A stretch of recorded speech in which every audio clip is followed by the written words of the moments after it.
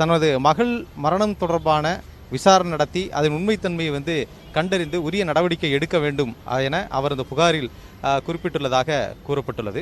அதே வேளையில் இந்த சம்பவம் நடந்த பிறகு அந்த விடுதி அறையில் நடிகை சித்ராவுடன் தங்கியிருந்த அவருடைய கணவர் ஹேம்நாத் மற்றும் அந்த விடுதி அறையை மாற்றுச்சாவியின் மூலம் திறந்து உள்ளே சென்று பார்த்த அந்த ஊழியர் கணேஷ், இந்த இருவரிடமும் தொடர்ந்து விசாரணை நடத்தப்பட்டு வருவதாகவும் சொல்லப்படுகிறது.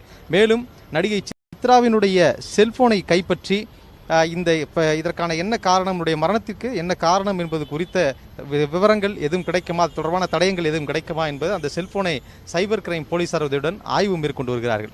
அதாவது கடந்த ஆகஸ்ட் மாதம் தான் சின்னத்திரை நடிகை சித்ராவுக்கும் இந்த ஹேம்நாத்துக்கும் நிச்சயதார்த்தம் நடத்தப்பட்டிருக்கிறது. ஜனவரியில் முறைப்படி திருமணம் நடப்பதாக அவர்கள் திட்டமிட்டிருந்தாலும் இதற்கு முன்பாக பதிவு திருமணம் செய்திருக்கிறார்கள். அந்த அடிப்படையில் திருமணம் நடந்தால் அந்த திருமணத்தை தொடர்ந்து ஒரு 7 ஆண்டுகளுக்குள் அந்த மணமகள் அவருடைய சந்தேகத்திற்கிடமான வகையில் உயிரிழந்தால் அதை ஆடியோ விசாரணைக்கு உத்தரவிடுவார்கள். அந்த அடிப்படையில் இந்த வழக்கிலும் ஆடியோ விசாரணைக்கு உத்தரவிடப்பட்டிருக்கிறது.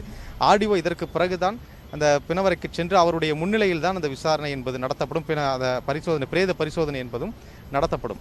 அதே வேளையில் இதில் ஆரம்ப நிலையிலேயே சந்தேகம் இருப்பதாகவும் அவருடைய குடும்பத்தினர் மற்றும் அவருடன் பணியாற்றிய நண்பர்களும் கூட தொடர்ந்து சமூக வலைதளங்கள் மூலமாக சந்தேகத்தை எழுப்பியிருக்கிறார்கள்.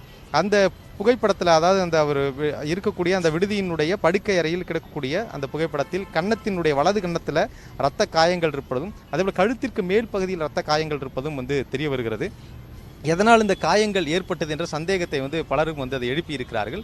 போலீசாரும் இது தொடர்பாக விசாரணையை மேற்கொண்டு வருகிறார்கள். அதாவது இவர் பட்டுப்புடவையில் தூக்கிட்டு கொண்டதாக சொல்கிறார்கள். அந்த பட்டுப்புடவையினுடைய ஒரு பகுதி கன்னத்தை கிழித்திருக்கும் என்ற ஒரு சந்தேகம் இருந்தாலும் அதுதான் என்பது அதற்கான காரணம் என்பதை இன்னும் உறுதிப்படுத்தவில்லை.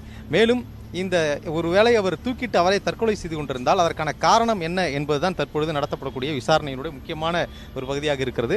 அதில் இங்கே நசரத்பேட்டையிலிருந்து சற்று ஒரு 3 கிலோமீட்டர் தொலைவில் இருக்கக்கூடிய இந்த EVP ஃபிலிம் சிட்டியில் தொடர்ந்து இந்த சித்ரா நடித்து வரக்கூடிய அந்த தொடரினுடைய படப்பிடிப்பு தினந்தோறும் நடந்து வந்திருக்கிறது.